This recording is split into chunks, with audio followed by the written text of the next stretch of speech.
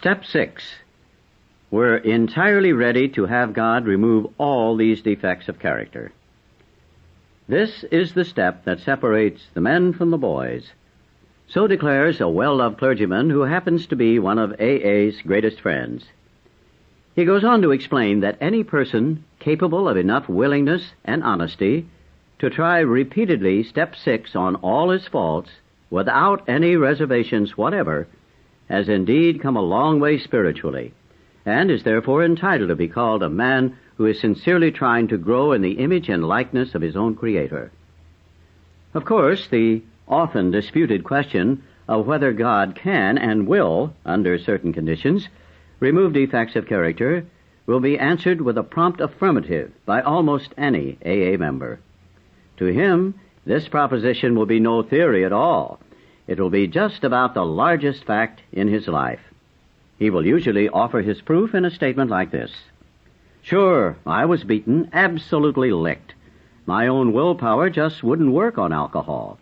Change of scene, the best efforts of family, friends, doctors, and clergymen got no place with my alcoholism. I simply couldn't stop drinking, and no human being could seem to do the job for me. But when I became willing to clean house, and then ask a higher power, God, as I understood him, to give me release, my obsession to drink vanished. It was lifted right out of me. In AA meetings all over the world, statements just like this are heard daily. It is plain for everybody to see that each sober AA member has been granted a release from this very obstinate and potentially fatal obsession. So, in a very complete and literal way, all AAs have become entirely ready to have God remove the mania for alcohol from their lives. And God has proceeded to do exactly that. Having been granted a perfect release from alcoholism, why then shouldn't we be able to achieve by the same means a perfect release from every other difficulty or defect? This is a riddle of our existence, the full answer to which may be only in the mind of God. Nevertheless, at least a part of the answer to it is apparent to us.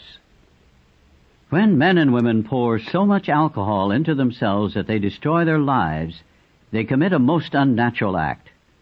Defying their instinctive desire for self-preservation, they seem bent upon self-destruction. They work against their own deepest instinct.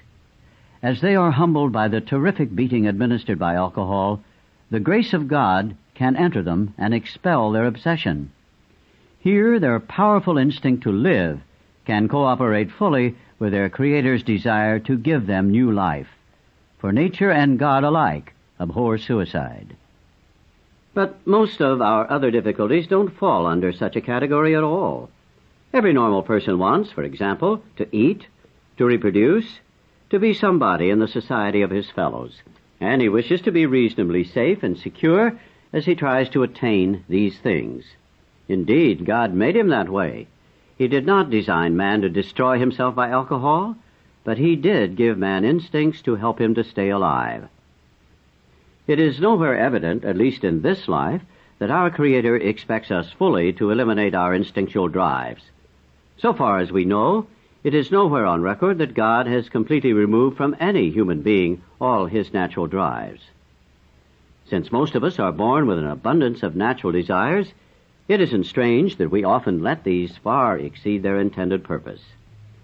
When they drive us blindly, or we willfully demand that they supply us with more satisfactions or pleasures than are possible or due us, that is the point at which we depart from the degree of perfection that God wishes for us here on earth. That is the measure of our character defects, or, if you wish, of our sins. If we ask, God will certainly forgive our derelictions, but in no case does he render us white as snow and keep us that way without our cooperation. That is something we are supposed to be willing to work toward ourselves. He asks only that we try as best we know how to make progress in the building of character.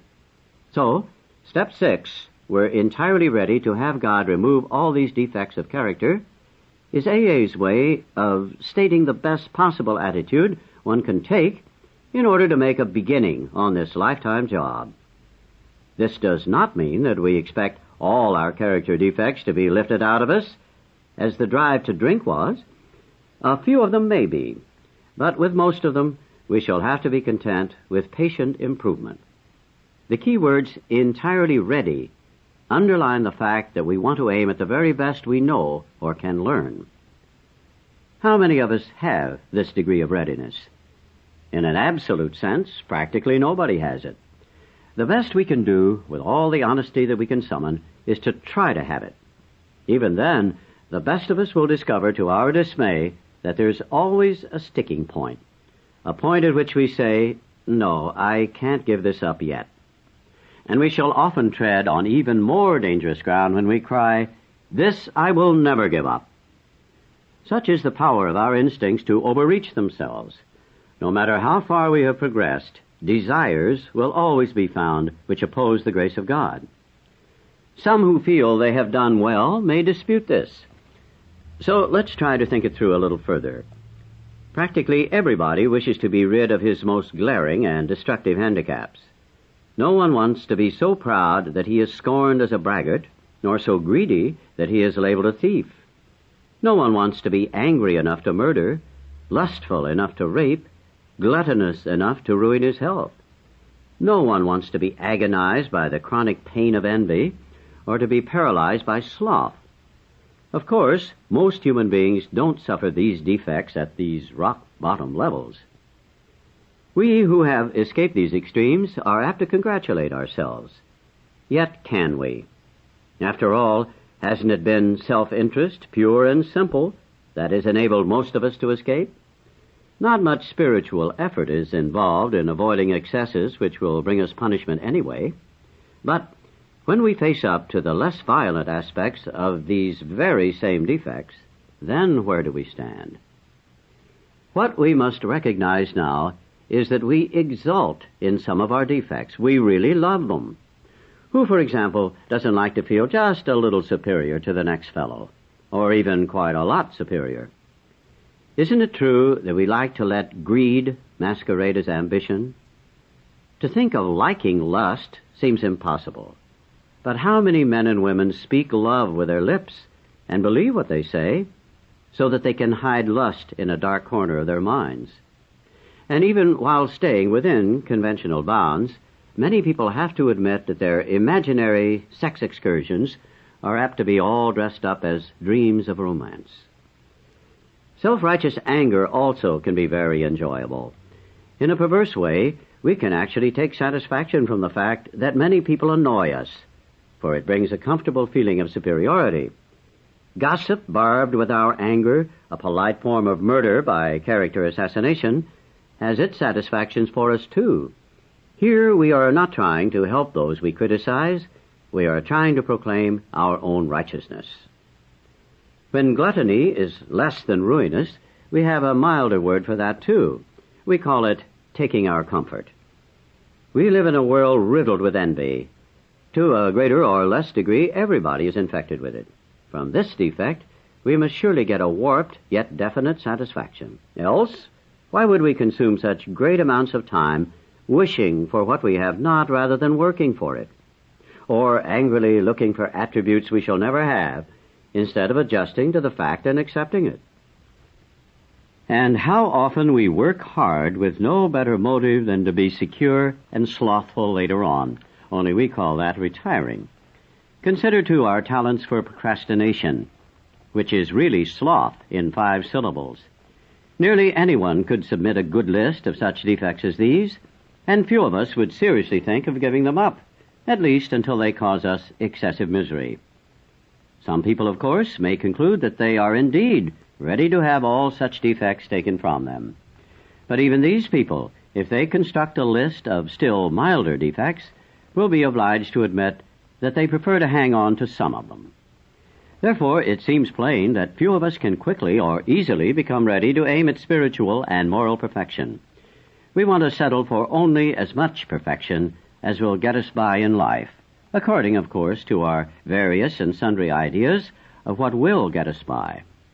So the difference between the boys and the men is the difference between striving for a self-determined objective and for the perfect objective which is of God.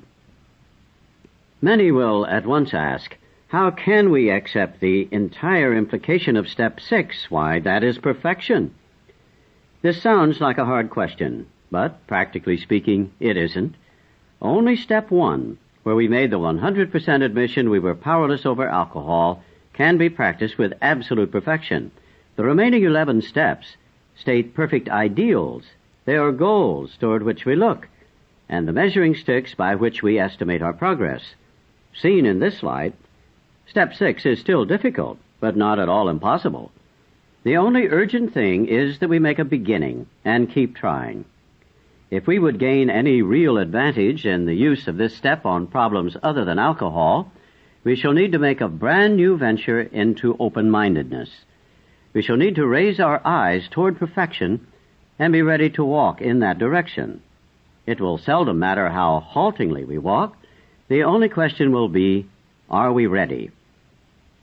Looking again at those defects we are still unwilling to give up, we ought to erase the hard and fast lines we have drawn.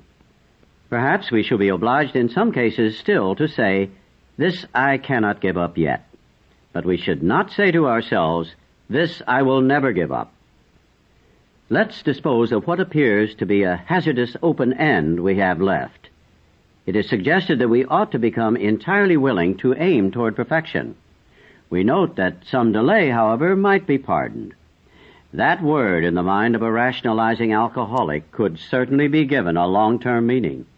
He could say, "How very easy. Sure, I'll head toward perfection, but I'm certainly not going to hurry any. Maybe I can postpone dealing with some of my problems indefinitely."